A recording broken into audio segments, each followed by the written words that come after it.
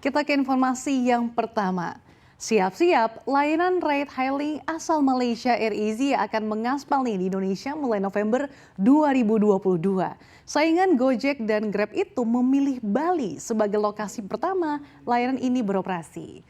Meski sama-sama menawarkan layanan ride hailing, ada beberapa hal yang akan membedakan layanan ini, yaitu perusahaan menjanjikan pengemudi atau driver di Bali memiliki kesempatan serupa seperti yang ditawarkan AirAsia di Malaysia.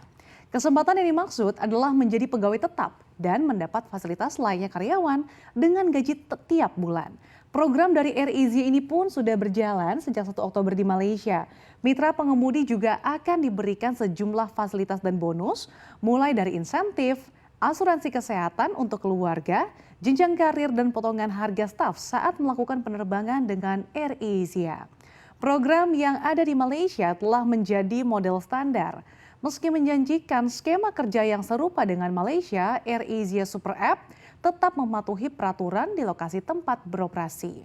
AirAsia Malaysia telah mengumumkan program kerja penuh waktu pada seluruh pengemudi di unit e-hailing, AirAsia Ride yang baru pada pengendara pengiriman makanan di AirAsia dan AirAsia Express.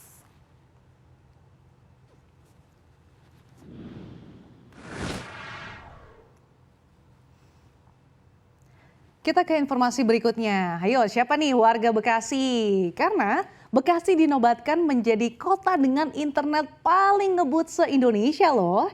Hal itu didasarkan pada penilaian Speedtest, sebuah situs yang menyediakan pengujian kecepatan internet.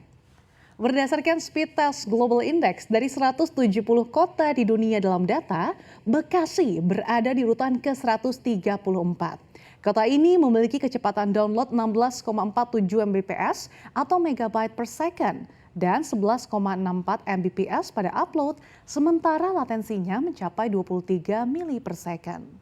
Selain Bekasi, hanya ada satu kota lain yang ada dalam daftar Speedtest Global Index, yaitu Jakarta Selatan.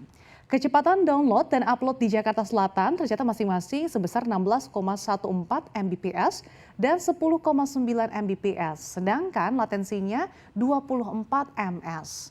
Sementara itu, kota Shanghai di China menjadi kota dengan internet tercepat di dunia berdasarkan data yang sama. Kecepatannya mencapai 158,63 Mbps. Selain Shanghai, ada juga Copenhagen, Denmark sebesar 157,54 Mbps dan Oslo, Norwegia, kecepatan internetnya mencapai 115,19 Mbps.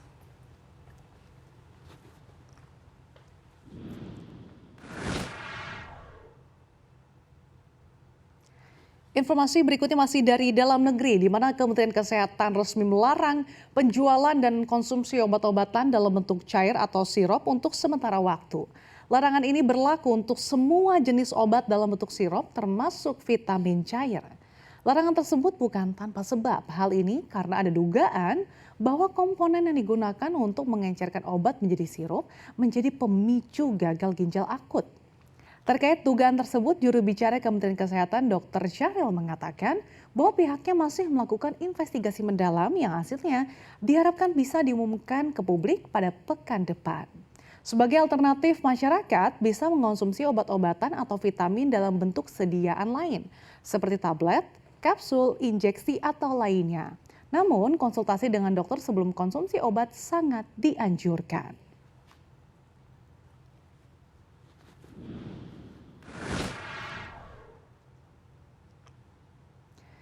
Informasi yang terakhir dari mancanegara, di mana Presiden Rusia Vladimir Putin mengumumkan darurat militer di 4 wilayah Ukraina yang dicaplok Rusia bulan lalu. Wilayah itu antara lain Donetsk, Luhansk, Kherson, dan Zaporizhia. Putin mengatakan semua wilayah itu harus memastikan bahwa langkah-langkah diambil melindungi fasilitas yang sangat penting di wilayah masing-masing. Ia membuat keputusan ini seiring penolakan Ukraina untuk mengakui pencaplokan 4 wilayah tersebut. Meski dekret sudah diumumkan Putin, di Rusia aturan tersebut tetap harus disetujui oleh Dewan Federasi. Pasalnya, darurat militer sering diperkenalkan sebagai tindakan sementara ketika otoritas sipil dianggap berada dalam krisis dan berjuang untuk berfungsi. Sementara itu, seorang penasehat Presiden Ukraina menolak deklarasi darurat militer. Ia menggambarkannya sebagai legalisasi semu dari penjarahan properti Ukraina.